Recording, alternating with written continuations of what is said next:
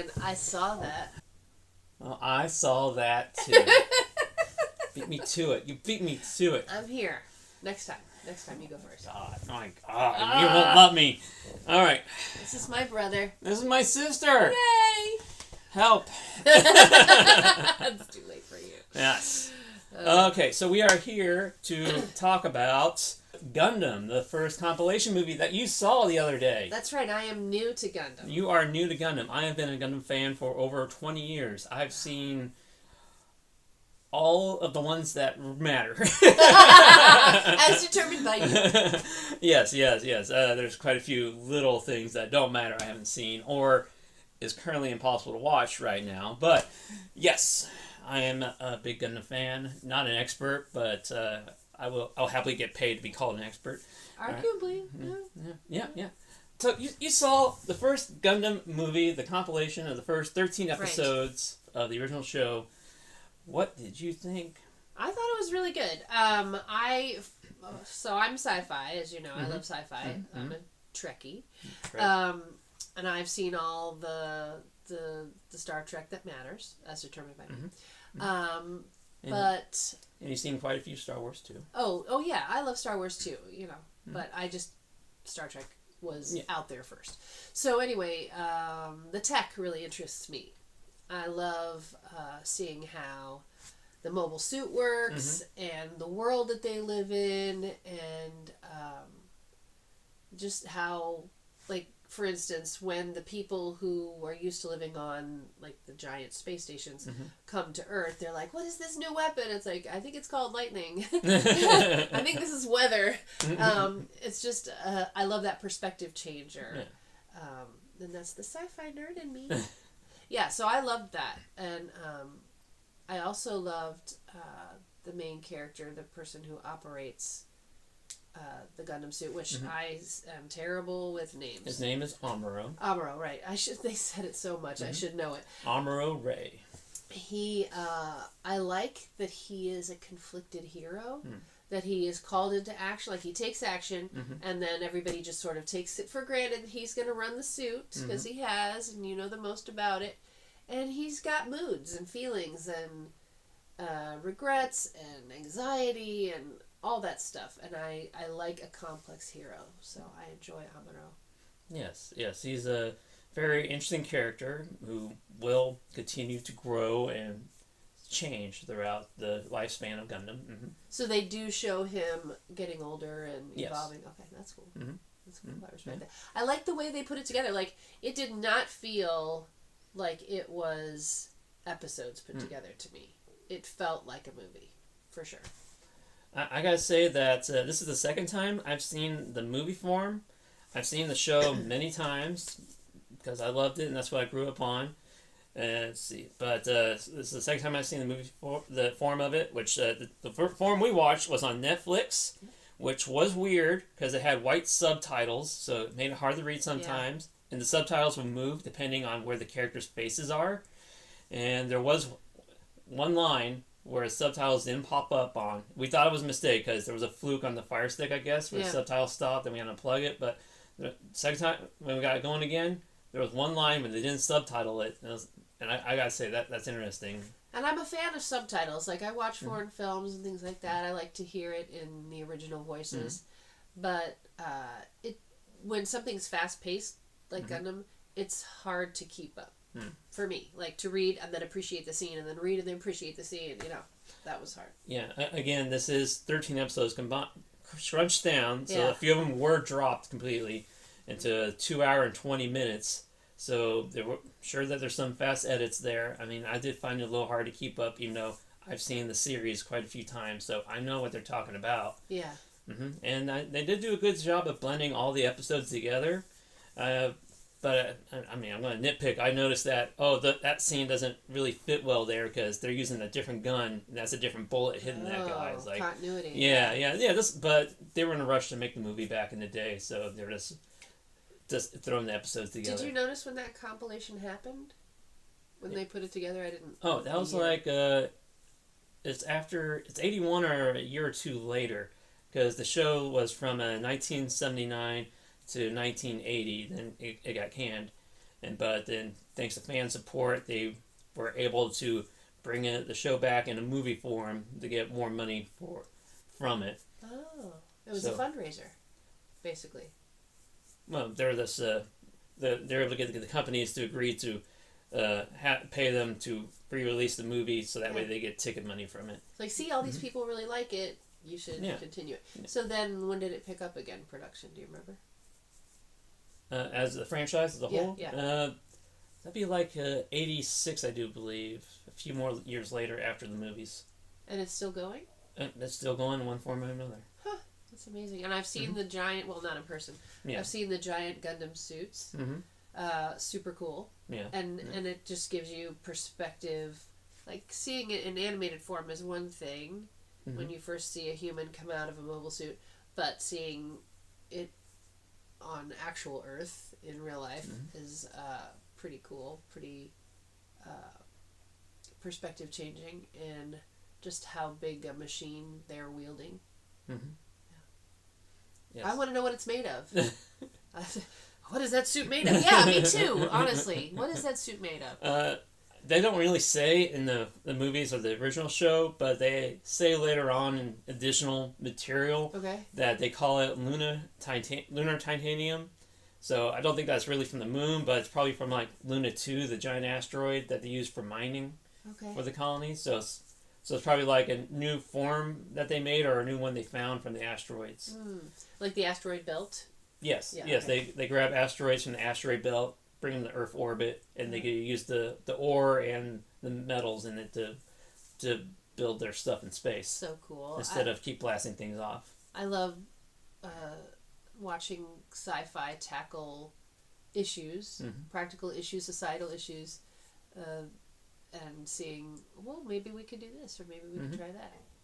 Like that. Yeah, sort of like as I was explaining about the whole people are living in Jupiter just to mine the gas to bring back to Earth. Yeah, exactly. That's fascinating.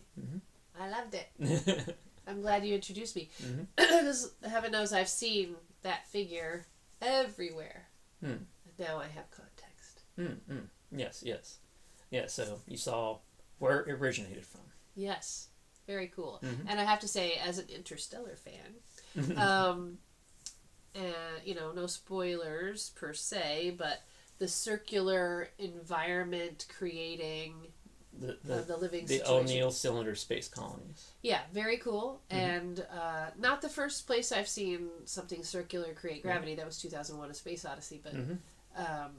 But like massive amounts of people living like a regular life in that situation. I was like, oh, Gundam did it before Interstellar. Yeah. It's like I forget, the concept art was originally released some years before Gundam. I don't know, maybe in the 50s or something. Oh, wow. Or 60s.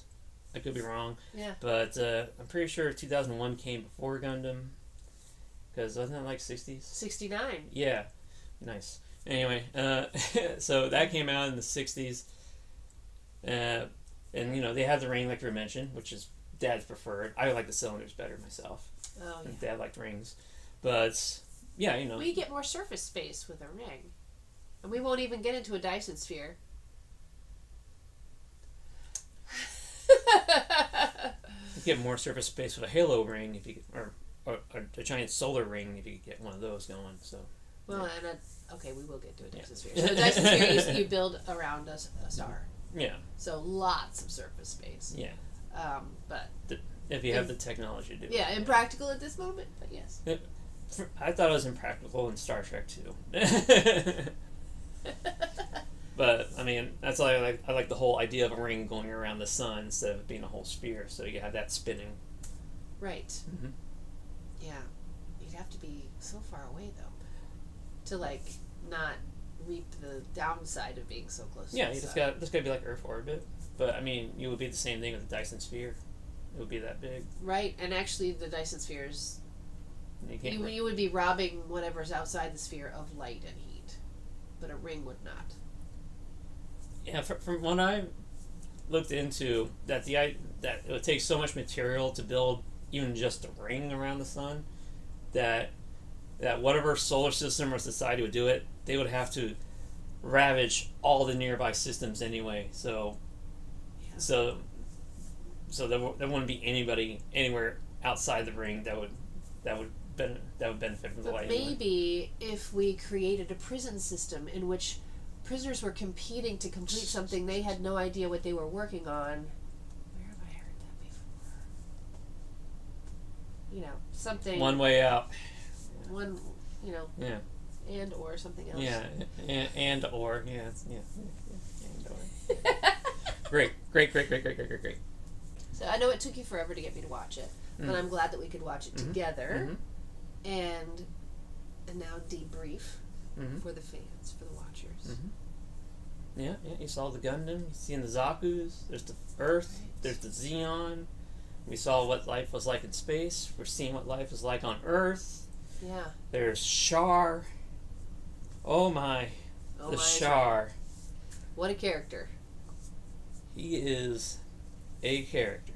I mean, he keeps it spicy. He keeps it interesting. He's the guy that got things going. I mean, he did the attack on the colony, and then he did the attack in the atmosphere, and then he told the other guy, attack him on Earth, and then... Oh, I left these, the final blow to you. Yeah. Oh, thank you for the honor. Yeah. Yeah, that's what it was. Yeah, as you mentioned before, those two characters of Char and Garma, they've been shipped quite a bit. I see it. I felt the tension. I mean, with the playing with the hair. Yeah. I'm like, okay, I don't think that's just like a habit, but maybe. Yeah. But, you know, apparently it's not meant to be. But given this how things turned out, is all I'm saying. I will tell you this: there's a prequel movie of those guys together. Really? I mean, they're in the movie together. Well, because they were in school together. They mentioned that. Yeah, in the military academy. Yes. Oh, yeah. Kind of Starship Troopers right there. You know what I'm saying? Yeah. Hearkening. Well, now I gotta see that.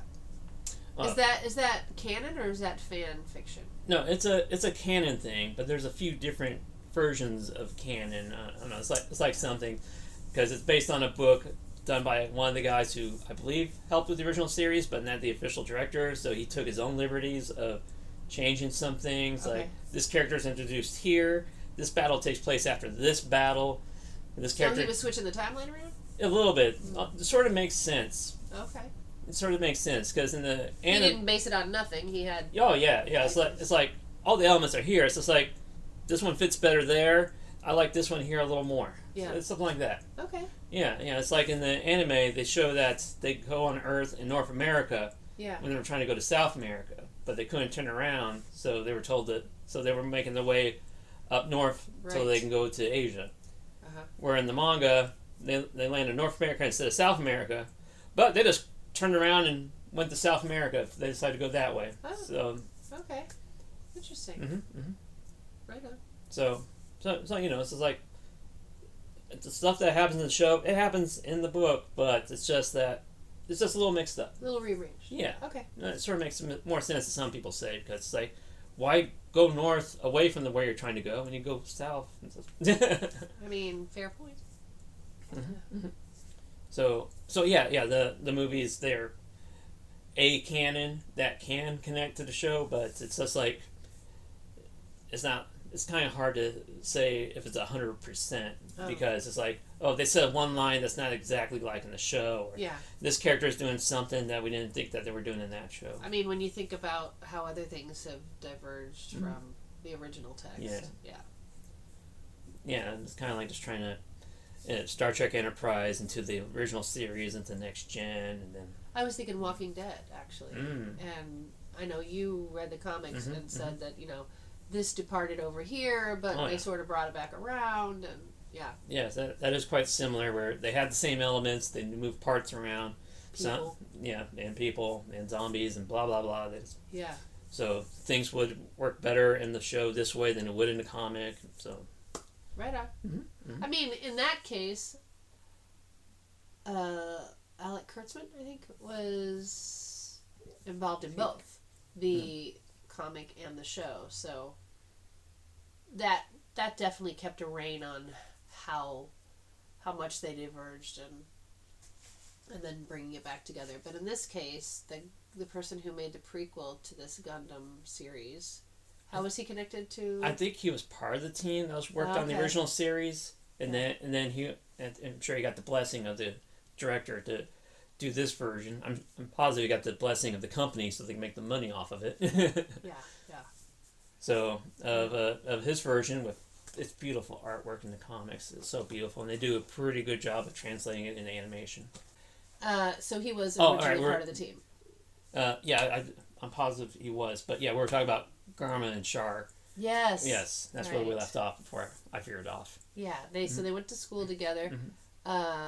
So some admiration, some competition, and then some backstabbing. Felt bad about betraying his old man. Yeah, no. Like I did not feel any remorse going on there. Maybe there's behind the scenes. Maybe. There's a couple more movies, but maybe. Okay. Yeah. I'm curious. I mean, 1 of 3 down, so. Okay. I've just scratched the surface. Oh.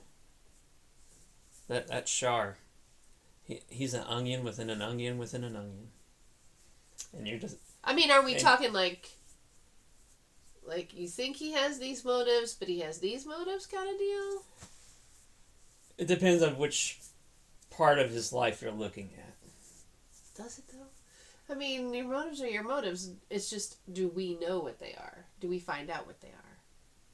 You'll find out, and it should be by the 3rd movie, everything you need to know about him for this show. But there's a lot more to it. So this was considered movie 1? Yes. All right. And are the others similar in that they are compilations, or were they produced as movies? Okay. Yes, because it was originally going to be a 50-episode show. Got canceled. 50? Yes. Wow. 50. And then, that's what they were doing with a lot of anime. They spit one out once a week to cover the whole year. Oh, okay. Yeah. All right. Yeah, but nowadays it's like a lot of animes are a lot shorter, between the 13 and 25. Okay. So, but yeah, back then it was going to be 50, but it got cut down to 38. The creators were able to bargain to get to 43 so they could finish the story as best they can, which is a hell of a finish. Yeah. It is a hell of a finish. They pulled it off. All right. And then I like a good finish. Yeah, and so 43 episodes now, and then they cut those up and mix them up a bit into 3 theatrical movies. As you saw, the first one was like 2 hours and 20 minutes. Yeah. For 13-ish episodes. Is that similar? Are the others like similar? They should be. The thing is about the 3rd one, I haven't seen the 2nd or 3rd ones yet, but the 3rd one supposedly, because they want to make things feel a lot better than what they were doing for the show, that they changed a few things, like instead of this guy's in this robot, he's in a different robot. And so that means they had to reanimate a lot of that 3rd movie because they can't use a lot of or some of the footage from the actual show. Because every time you see that character, he's in the other robot. Yeah. Okay, got it. Yeah, but supposedly that animation looks pretty good. Excellent. All right. Yeah. To be continued. Yeah. So you're liking it? We saw Char. We saw Amuro's mom. Oh, what a waste. I can't even deal with her. Like, oh, I don't want to go live with you in space. You go on. You came back. You're a different person. Yeah, that was like 10 years ago, Mom. You wouldn't hurt a fly. I was 8. And now I'm like 18. And you're saying you're ashamed of me? Bye. Yeah. I don't blame him one iota for just be well, see you later. Well, I think that Amuro is actually a couple years younger. He might be like 16, close to 15. Right. So that's why his father on the ship in the very beginning was a little shocked to hear that there was people that age fighting as soldiers and guerrilla fighters. I see. Yeah, they were surprised. I remember that. And his dad is so busy developing these things that will hopefully save the human race. Yeah, keep his son and also Bright, who is 19. He was saying that hopefully these things will keep you from going to the front lines. Right. But that means, a lot of absentee parenting. True. He had to go to space for his work to help with the military stuff. So. Yeah. Yeah, which pulled Amuro from his mom, but probably gave him a better life because he wasn't there for the war. And also, because he was on the colony, he could pilot the Gundam to help keep his friends in space safe. Right, that's true. Mm-hmm. He wouldn't be there if he hadn't done what he did. Yeah. But Amuro's dad, he's floating out there because he got sucked out that hole in the beginning. I feel you setting me up. You setting me up. Oh yeah, I am. Yeah. Yeah. Mm-hmm. Yeah. Sure does feel like that. Yeah. I mean, he's in a spacesuit. Yeah, he is in a spacesuit in space. And there are other things you could land on or be scooped up by or... What you knew. So you're enjoying the animation? Yeah. Oh, yeah. Definitely. Yes. Yeah, it's very well done. Mm-hmm. I love seeing, the Gundam suit can do this and it can do that. And, I'm sure I don't know all its capabilities yet. Yeah, I mean, I don't think there's too much more of his capabilities, but it's just going to be a lot of him trying to use those capabilities in a different way when more enemies come. So, more enemies? There's 2 more movies! What? So it's not just the people from the other side of the moon? Oh, no, it's them. It's just they send different people like that. One guy in the blue robot who pops up at the end of the first movie. Okay. Yeah, he's going to be like the big bad for most of the second movie. Ooh. I might want to rewatch that part then. Yeah. It's like at the very end, because he was one who said, at the end when everybody's worried that the lightning was a weapon, he said, oh no, that's what's called lightning. So he knew that? Yeah. Okay. Mm-hmm. Why did he know that the others didn't? I think he mentioned that he was on Earth before. Yeah, so he's got some history. Yeah. Yeah, so he's a seasoned soldier in the war. So. Okay. Got it. Mm-hmm. So you definitely will see that in action in the next movie. All right. Yes. If you want to watch it. I'll check it out. Absolutely. Mm-hmm. Absolutely. Mm-hmm. Is it on Netflix? Yes. Okay. Yes. They had all 3 of the compilation movies and then the Char's counterattack movie where Char and Amuro go face to face again. And you have not seen these movies?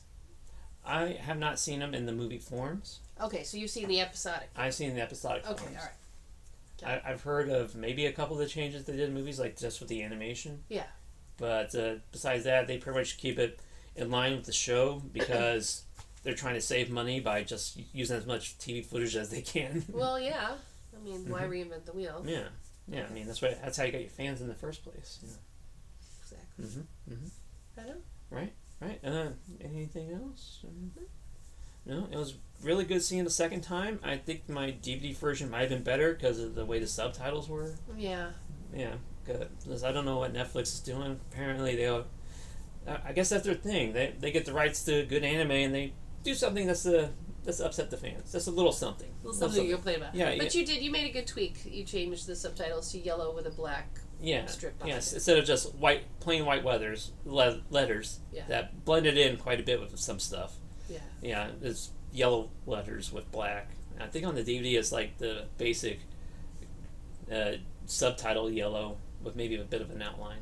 Okay, yeah. So that was pretty easy for me to see on that. So. Yeah, take note, Netflix. Mm-hmm. Also, in the Netflix version, I noticed the audio is a little off from the lip flaps. Oh yeah, you mentioned that. Yeah, it's like I see mouths moving seconds, not seconds, but maybe a second before the audio starts spitting out. Yeah. Okay. So, it's about 25 minutes. Anything else? We all good? I'm good. We're good? We good. Thank you for watching and listening to this podcast of I Saw That. I saw that too. As we talk about the first Gundam compilation movie. This was a live take, and I regret everything. And I admit to nothing. Thank you. Bye.